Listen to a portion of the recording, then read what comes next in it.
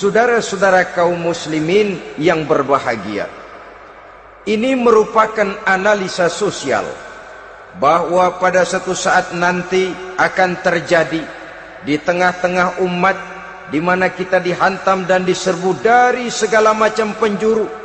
Akidah didangkalkan, peradaban dan kebudayaan dirusak, makanan dan minuman diracuni, pakaian ditelanjangi dan lain sebagainya, sampai kita melepaskan nilai Islam yang kita cintai ini. Kondisi sosial ini satu saat akan datang kepada kita.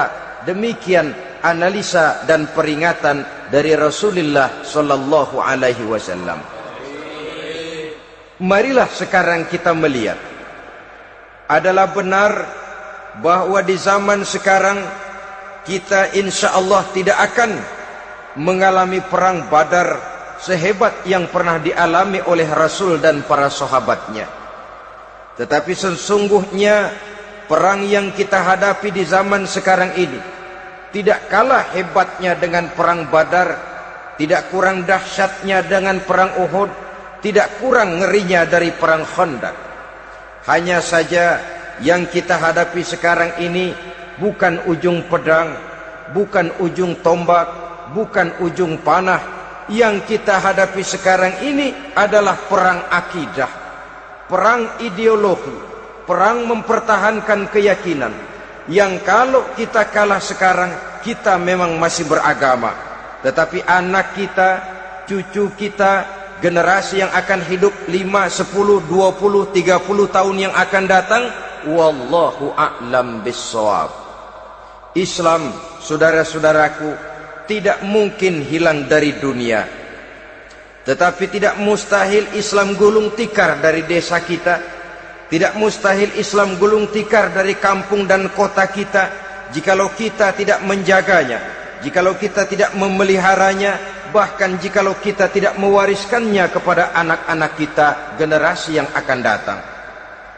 Marilah kita mengingat sejenak bagaimana Islam di Spanyol yang pernah jaya, pernah mewarnai daratan Eropa, dan yang sekarang hanya sekedar tinggal ceritanya saja. Ini pernah diperingatkan oleh Rasul dalam satu hadis, sayati ala ummati zamanun la yabqal Islam illa ismun wala minal Quran illa rasmun. Akan datang satu masa di tengah umatku di mana pada masa itu Islam ada tapi hanya tinggal sekedar namanya saja, dan Quran pun ada tapi cuma sekedar tinggal tulisannya saja. Apabila kita tidak mewariskan ini kepada generasi yang akan datang, maka serbuan-serbuan dari berbagai macam penjuru dari hari ke hari semakin kita rasakan kehebatannya. Tidak mustahil sejarah Spanyol akan terjadi di desa kita, akan terjadi di kampung kita, akan terjadi di kota kita. Orang Spanyol kalau mereka cerita kepada anaknya, mereka akan cerita, "Nak, di sini dulu ada masjid." Kapan, Pak? Dulu bener dah.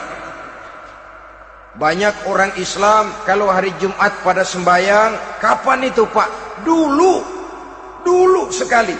Sekarang cuma sekedar tinggal ceritanya saja. Bukankah sesuatu yang sangat tidak mustahil apabila kita tidak menjaga dan mewariskan Islam ini kepada generasi yang akan datang? Maka serbuan-serbuan akan membawakan hasil yang diinginkan oleh para penyerbu itu tadi. Kita sudah menjadi umat yang mayoritas, tetapi umat yang mayoritas ini menurut Rasul dikepung sedemikian rupa, akidahnya didangkalkan, peradaban dan kebudayaannya ditekan sedemikian rupa, kehidupan sosialnya dibuat individualis. Kemudian dari segi pergaulan, pakaian, makanan, minuman dan sebagainya diracuni, sampai dia tidak lagi berpegang teguh kepada agamanya. Dan dikala itu hilang kehebatan umat ini di mata musuh-musuhnya. Orang lain memandang kita ringan saja, enteng saja, satu umat yang sudah kehilangan wibawa. Padahal konon kabarnya kita mayoritas. tapi enak saja dikutak-kutik orang lain. Dan dikala itu di hati kita merajalela penyakit uahan. Penyakit uahan itu apa? Pertama, hubbud dunia, terlalu cinta kepada dunia. Terlalu cinta kepada dunia yang menyebabkan kita lupa akan tanggung jawab dan kewajiban, lupa meneruskan dan mewariskan Islam kepada generasi yang akan datang. Kita berlomba hanya untuk mengejar dunia dan seluruh isinya. Baik dia bernama material, baik dia bernama seksual, baik dia bernama pangkat, jabatan dan kedudukan, berlomba-lomba kita di dalamnya. Sampai tercampaklah penyakit hubbud dunia di dalam hati ini. Berurat dan berakar dunia itu, sulit dan berat kita berpisah daripadanya. Akibatnya kemauan untuk berbuat demi dan atas nama agama sangat sulit terwujud di dalam kehidupan ini. Yang kedua, karahiyatul maut, terlalu takut kepada mati. Baik mati ajal, mati dalam artian yang sebenarnya, baik mati usahanya, baik mati karirnya, baik mati pangkat dan jabatannya. Sehingga dengan demikian akibatnya jatuhlah kita menjadi umat yang kehilangan wibawa di mata orang lain.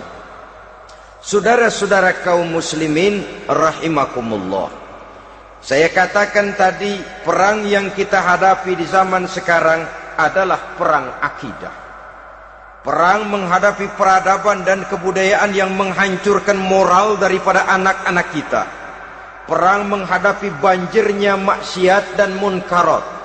Yang di tengah-tengah itu, di samping berkewajiban menjaga diri dan keluarga, kita pun juga berkewajiban menjaga anak-anak kita, generasi yang akan datang, mengarahkan dan mendidik mereka sesuai dengan yang dikehendaki oleh Allah Subhanahu wa ta'ala.